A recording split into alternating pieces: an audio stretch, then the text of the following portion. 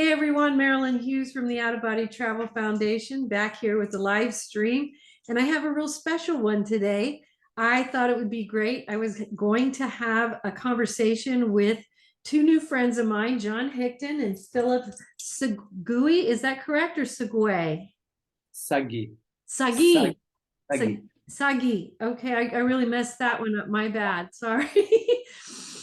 They have recently put out a book called The Man in a Cave. Is that The Cave, correct? Did I get it? Cave. The Yeah. Cave, a Cave. I'm going to put the link in the comments below.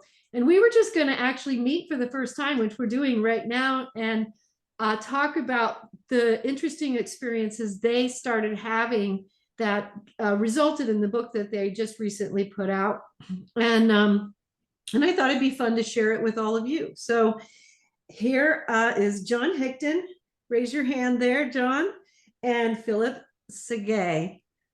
And they are in the south of France. They were just telling me that they are in a rural area of the south of France. And I, of course, was saying that I was jealous because for those of you who remember, I used to live in Colorado and I miss the mountains. So they were saying it's very beautiful there. John was saying it's breathtaking. So tell us about where you are living.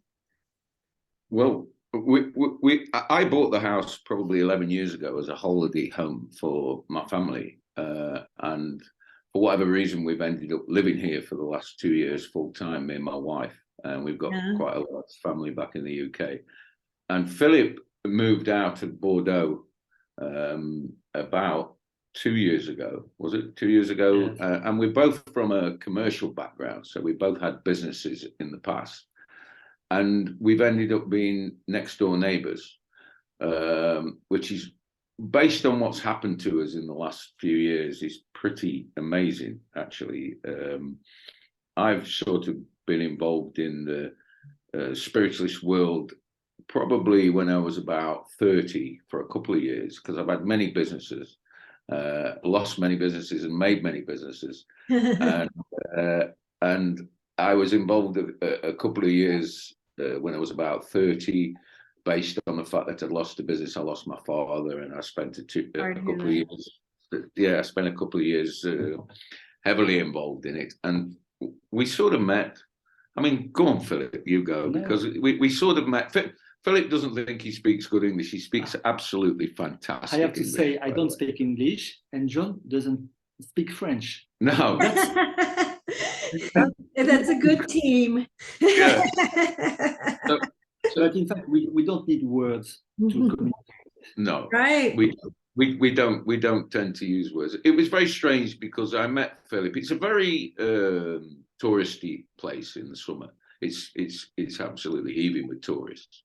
And I saw Philip, my new neighbour. The house has been for sale for quite a while, and he's got a great big house on the hill, which is right behind my house. And I saw him in the street, and I sort of knew, because I always do. I've got many experiences like this in my life before, and I always sort of know. So I sort of knew that this guy was quite special. And he moved out into this huge house, and he's got a cave next to it, which is an archaeological dig, basically. Ah, okay. And we met at a few social events for, I don't know, it was only a few weeks, and very, very quickly we were meditating in the cave. And it was all rather bizarre, the whole thing was, because Philip and I are from completely different backgrounds, and his English is, I think it's excellent, actually, but our communication, Philip's more academic, far more academic than me. I don't read very much. And we decided, based on what was happening in the world, that the best way to relax was to meditate. And we went into the cave and we did a few meditations, and then probably after 2 or 3 meditations, and I've never felt this before in my life, I felt the urge to speak. And initially, Philip and I, well, particularly me, thought it was all rather odd, but it was quite amazing, the things that were being said. And I don't credit this to myself at all, and I don't want anybody to think that it's me, because I'm sure it's not. I've been in the boardroom and made presentations that have taken me a week to do a 20-minute presentation. We've probably got now about, I don't know, 60 or 70 sessions, and they're flawless. And they continually go on and on and on for half an hour or more. So we don't really, and then we were so initially quite excited about all this because of the information that was coming through. We decided to record it, and then we decided to put it into text. We never really thought about a book, but we thought it was too important not to record it. And then, I mean, Philip rereads and rereads and rereads absolutely everything in there. And then Philip translates it to French. The book version So it is available in both French and English. So, you know, for those out there who want it in French, we have people who do want it in French. And it's quite amazing, really. And particularly, we've done 52 sessions in volume 1, but volume 2 has taken on a whole different aspect completely. It's gone into like, it's quite incredible. The journey is incredible. I struggled initially.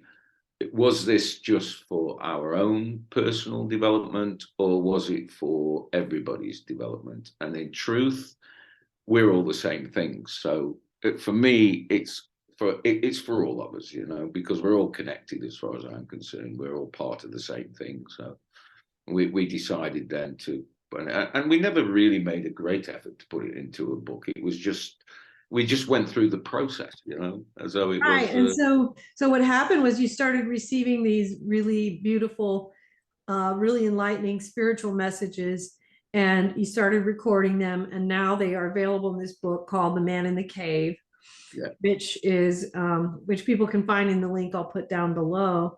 And these messages have completely changed both your lives. Oh, totally. So tell us a little bit about, tell me a little bit about this, because, you know, I'm meeting you guys for the first time, and we've been talking by email a little bit. And the thing that really struck me about our conversations via email was that this is something very unexpected for you. It was something that kind of hit you and completely changed your world, right? Totally, because I mean, I came out here with the intention of just drinking red wine and mixing with the and enjoying life. And I'm sure that a lot of my friends now think I'm a total raving lunatic, but it doesn't really bother me. That it did bother me actually at first. My ego. I had a reputation to keep, and obviously, and I'm sure you've been involved. Many of us people who have gone down the spiritual path relate to this process. Yeah, absolutely. And I sort of got to the point where I didn't really care what they thought anymore. And right. this is you're just kind of get to the point of yes, whatever, yeah.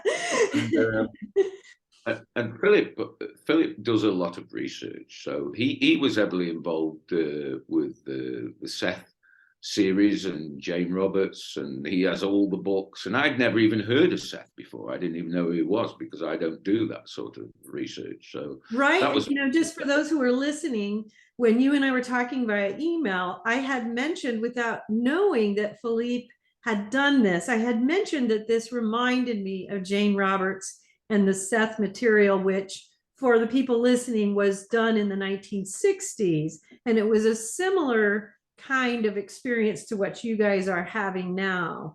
And I had, because we were discussing in the email, you know, whether you should edit or whether you should just give it straight up the way it comes. And I was saying, well, you know, the Seth material was kind of long-winded at times, but they just kind of gave it exactly as it came. And then you told me that's interesting because Philippe had been looking at the Jane Roberts material, the Seth writings, and I thought, well, how interesting, because we were kind of touching together. For 10 years, he's been studying it. For 10 years. Studying. Yeah. But for me, I'd never even heard of Seth. I didn't know who he was. So, and Philip often says, oh, Seth would say that, or that's Seth has said that, or but for me, I have a burning desire. I know I've always been a little bit strange, and I know certain things about people, and I don't tell them, and I don't want to get into it, to be honest, because I've sort of hidden it for a very long time, because my real world life is was completely different than this. It was quite a cutthroat, ruthless technology business, you know. And I didn't want people to think that I was a lunatic. But I've had certain skills all my life, and it's rather odd, really, because now I'm not really bothered what they think. I couldn't care less. It means nothing. What means more to me is knowing what the meaning of life is. You know, what is the meaning of life? And it's more important to me than anything. Yeah. I have a desire to know, and I've never believed that any question you ask cannot be answered, because I believe it can, but you have to ask and mean it, because often people flippantly ask the question and they don't really mean it. I absolutely do mean it. You know, I want to know what Then it's we have about. to listen. And then like Philippe, like you said, Philippe takes the time to go back and really reread the responses so that we can hear, well, what exactly are we being told?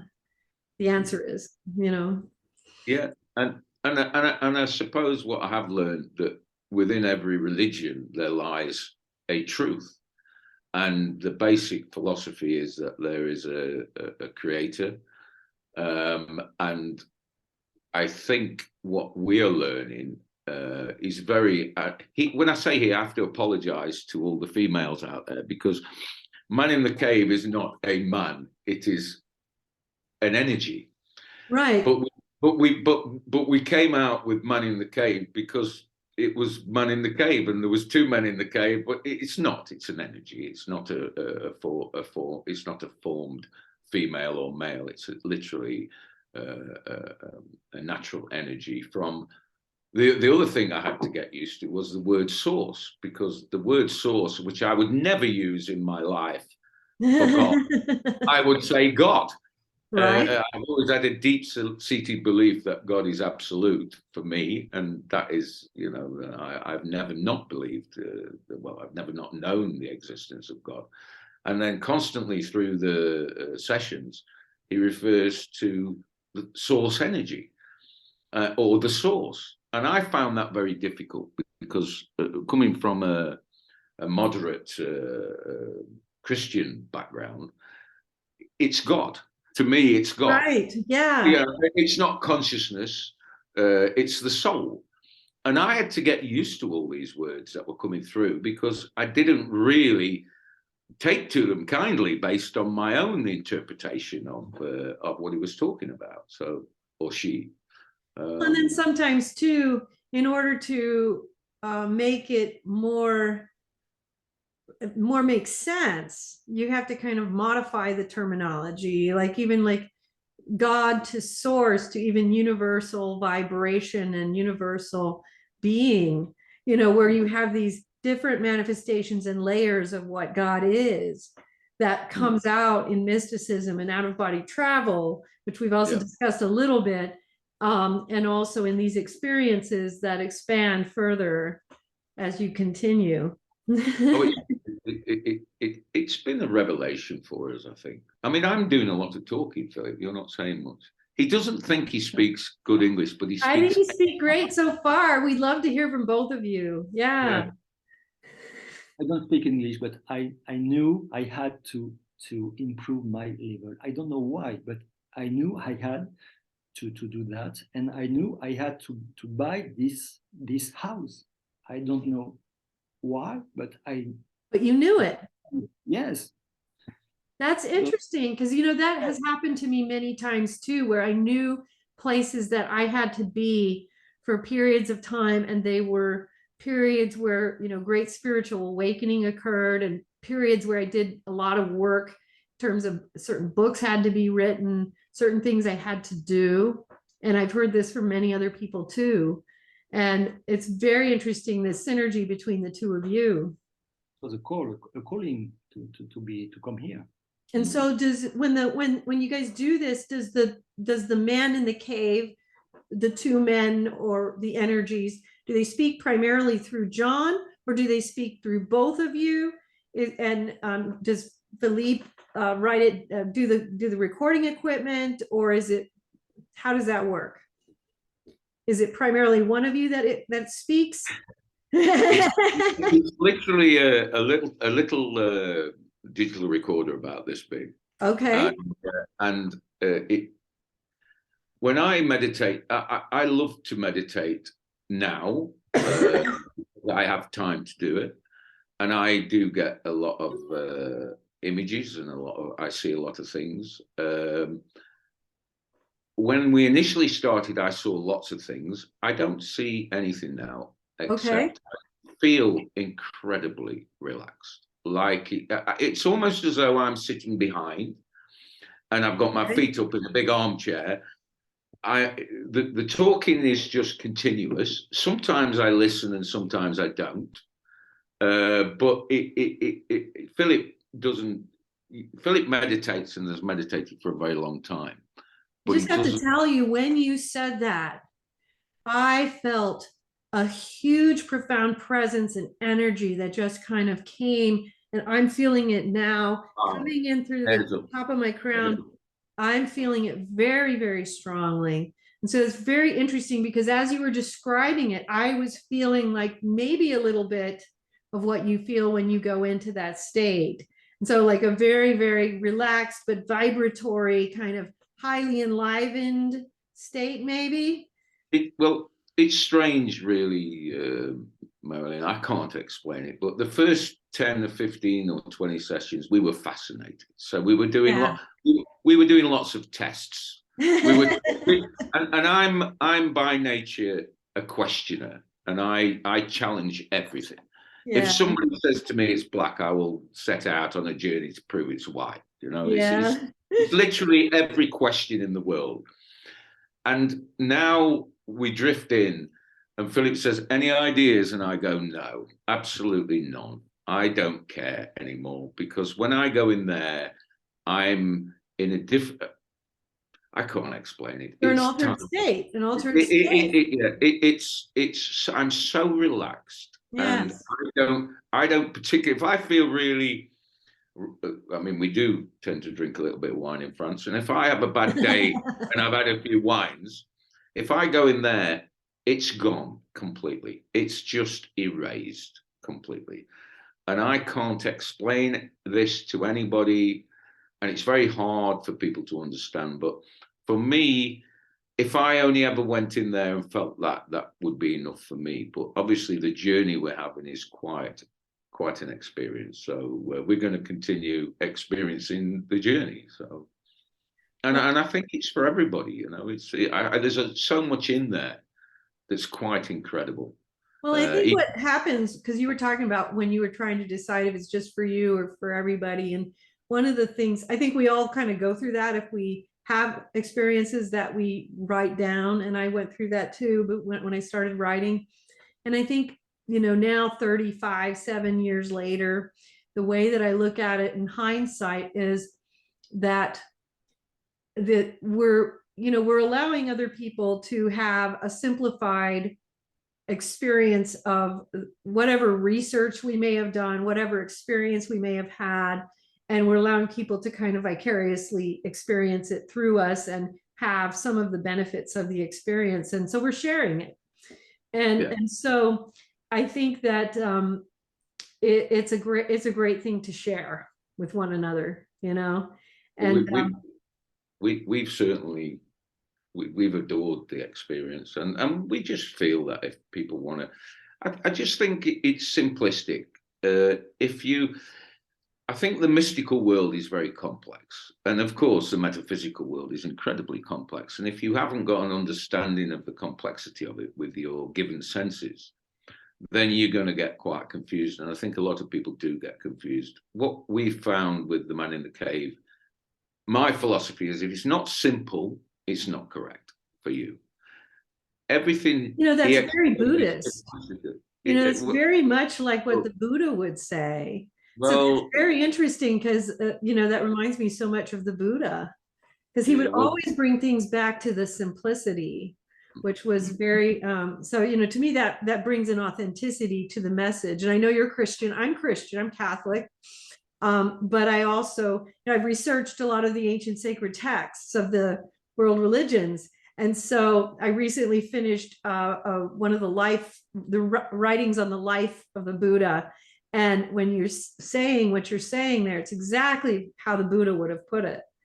And so it just strikes me right there as that's very authentic to me. Well, I don't, I know a little bit about a lot of religions. I don't know a lot. Mm-hmm. What I do know is that when he explains, I say he because I don't know, Right. I don't really know what that is. I point over there because it's in that direction.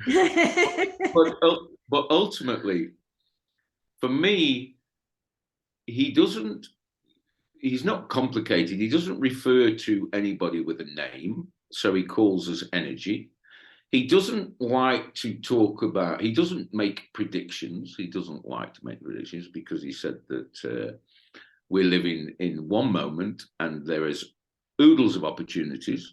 So it's ridiculous to predict. Otherwise, our own mind will create whatever he's putting in it. So ultimately, this is Buddhism. This is mindfulness. All right. Well, I don't know this. This is beautiful. Yeah. What's wonderful about it is that you don't even realize that it's this beautiful Buddhist teaching. It makes sense. That's all I'm bothered about. It makes sense to me anyway. Yeah, it's very beautiful. Yeah. And he doesn't even call us by a name on the basis that if somebody says the name John, then straight away I would create a story around John as a whole persona or a whole image or something. He doesn't call any. There's only once he ever said a name in there, and he referred to the name Seth, because I asked Philip because we were in our testing phase as to what's happening, and I asked Philip before we went in to mentally, without telling me, to ask a question, and of course. Afterwards, he mentioned, yes, I do know Seth. And Philip's question is, do you know Seth? And this was in one of the sessions.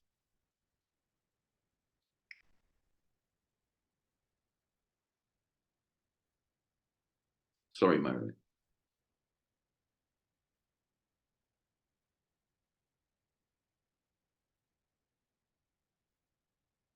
Go ahead. I'm sorry about that. No, that's okay. I was just saying, he doesn't make, the only name he's ever mentioned in there is the name Seth. And that's because Philip subconsciously asked a question in there, do you know Seth? And that's the only time he's ever said a name. And for me, that if you have a name, just a name, you could create a story. And he won't allow he won't allow us to create a story with our ego. And I love that, because, and I like it that he doesn't use the names because, ironically, again, it's very Buddhist, but again, I wonder how much, it seems like Philippe might know a little more about the Seth teachings than me. I've read a little bit, but not that much. But it sounds like by not using the names and talking about things as energy, he's trying to keep things uncomplicated and keep the identity out of it, which is where we end up then, going into the, sorry, go ahead and just keep talking.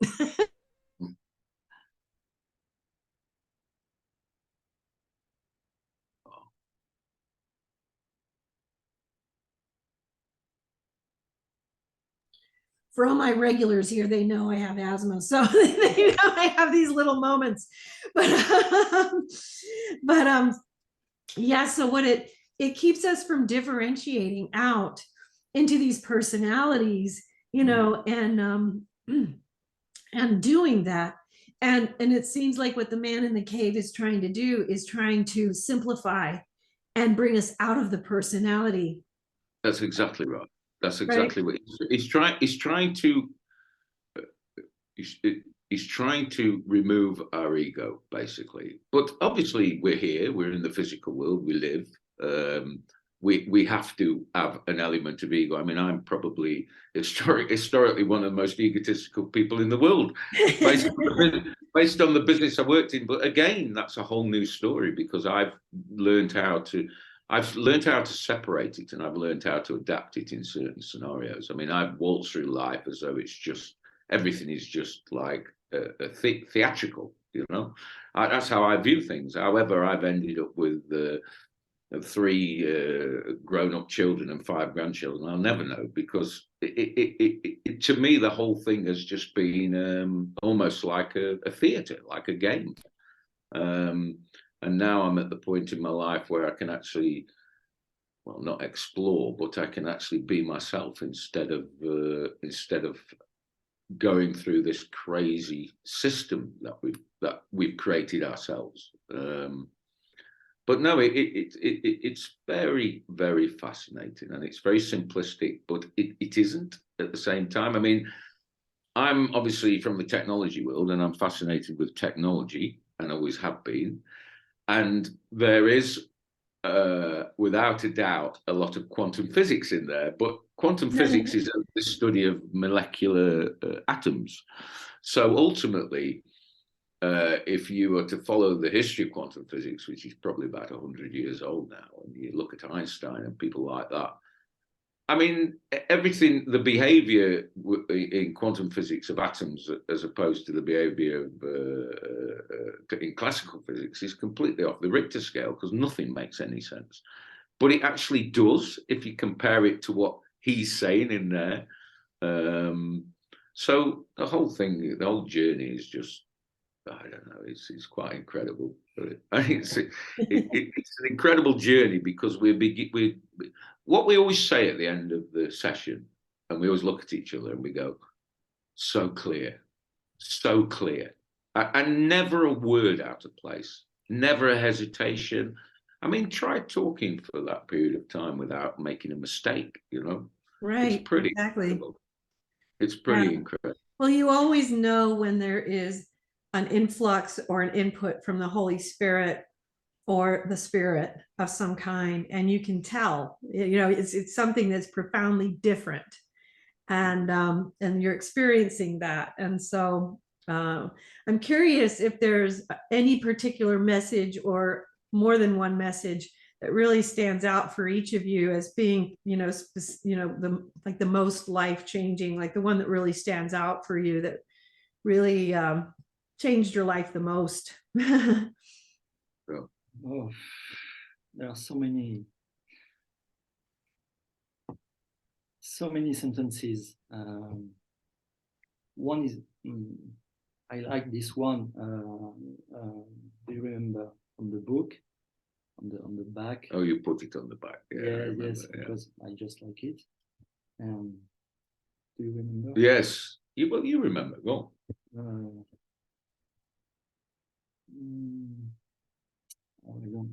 Throw away the crutches that you have created for an illness you don't have, and see how fast you can go. Yeah, I remember. Yeah, Philip likes that one, but there's so many. I mean, when I type it, which is normally the next day or whenever, I listen to the audio and I type the text out, and often I'll send Philip on Messenger. Wow.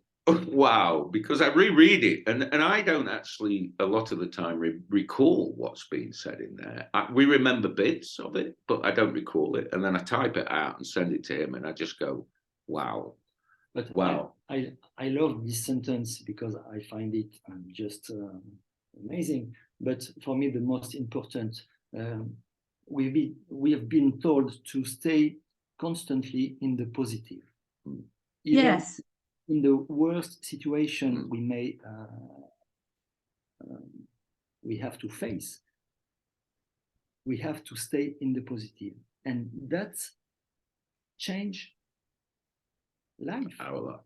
Yeah. Our life. Yeah, totally. And what I did find with both of us, I dragged Philip into the expat community. Philip's like, I call him pure blood French, you know. So I dragged him into the expat community, and I think he only comes because I asked him to come, because as a normality, the French people, of course, they mix, but they don't tend to be in the same social circles. And the expats, obviously, they speak English and they all mix.